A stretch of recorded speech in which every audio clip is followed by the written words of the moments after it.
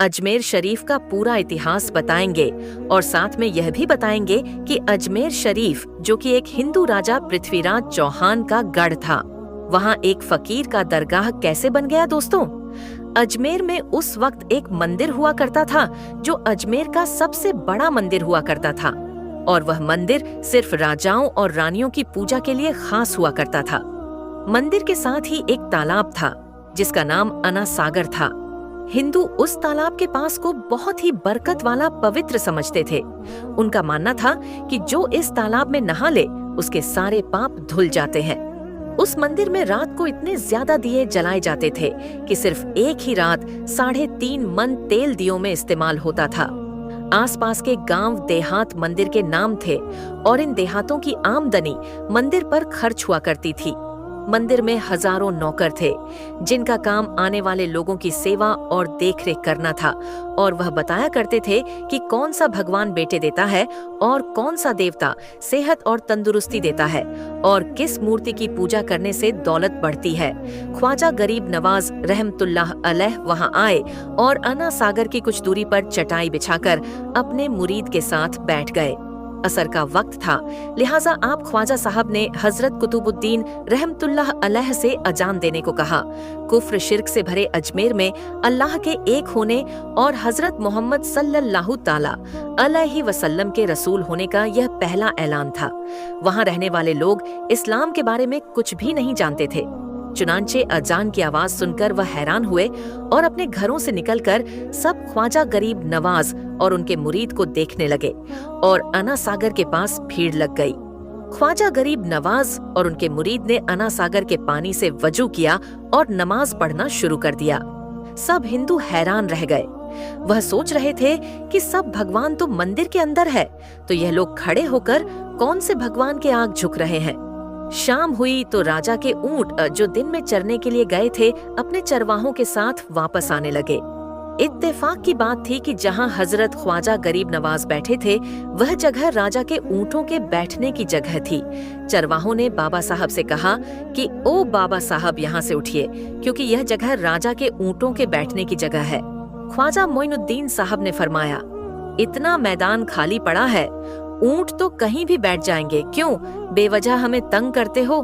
वह लोग नहीं माने और मुसल्ला उठाकर इधर उधर करने लगे और ख्वाजा साहब से बदतमीजी करने लगे, और उन लोगों ने आखिरकार बहुत बदतमीजी से कहा कि यह राजा के ऊंटों के बैठने की जगह है और इधर राजा के ऊंट ही बैठेंगे, तुम लोग कहीं और अपना मुसल्ला बिछा लो।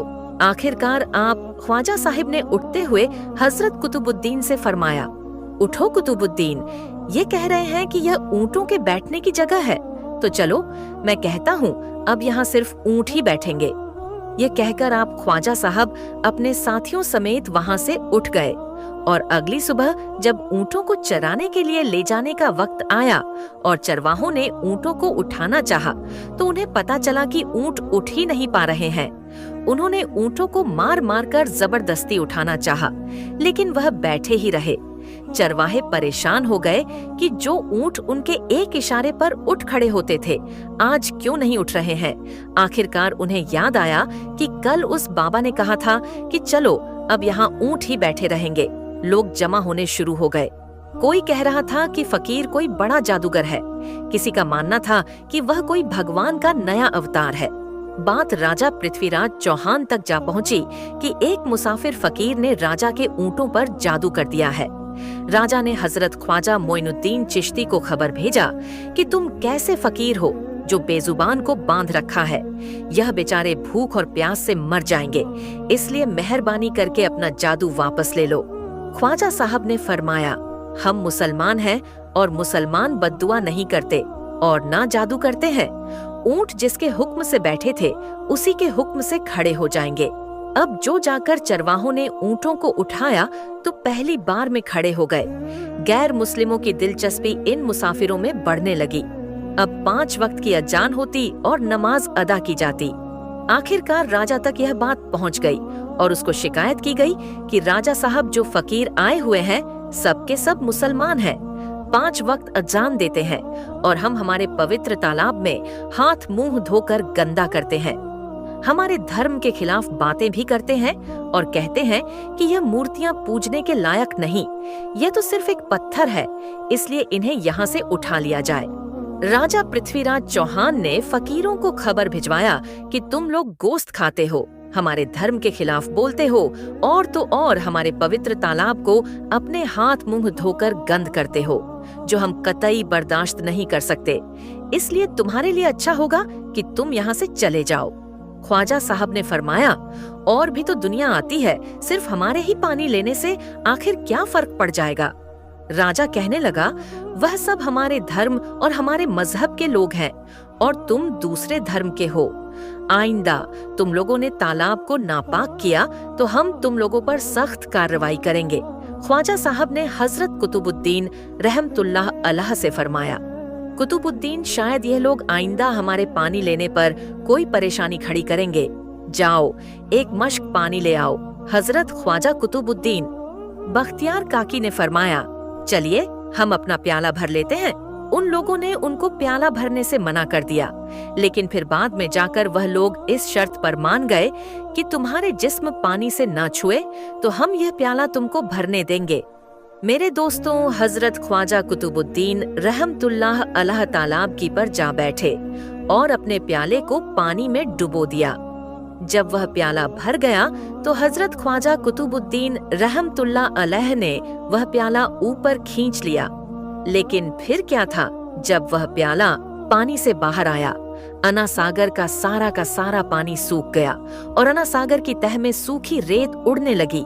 मानो ऐसा मालूम हो रहा था कि अना सागर उस छोटे से प्याले में समा गया है।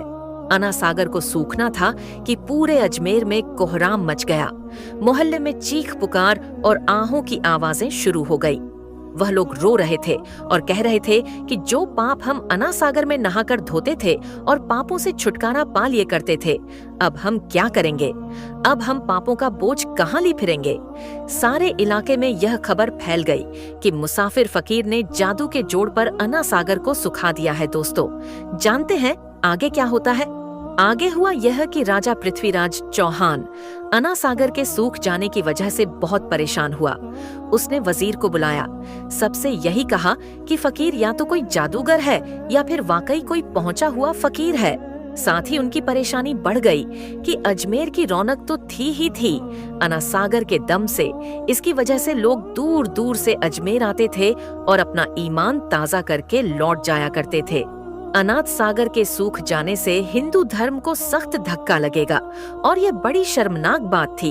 आखिरकार ये कहा गया कि फकीर से बात की जाए कि आखिर वह फकीर चाहता क्या है।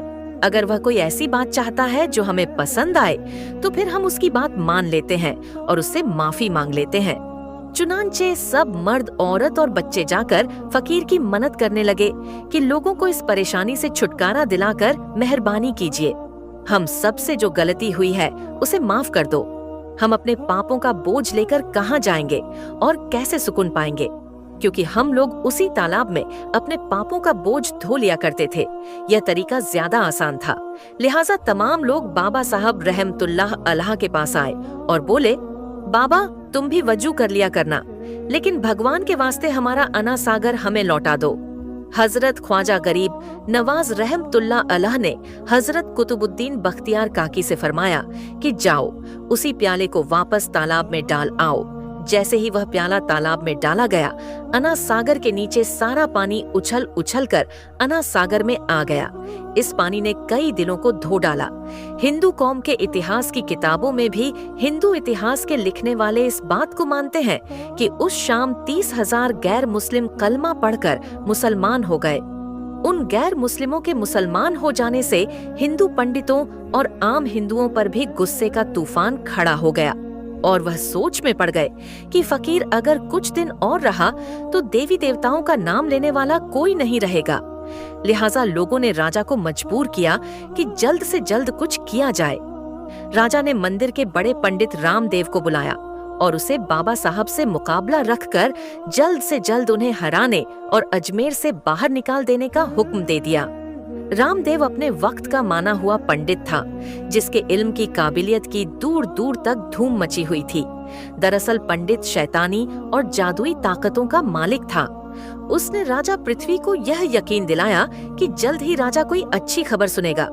रामदेव बाबा ख्वाजा साहब रहमतुल्लाह अलैह के पास आया और उल्टे सीधे सवालात करना शुरू कर दिया।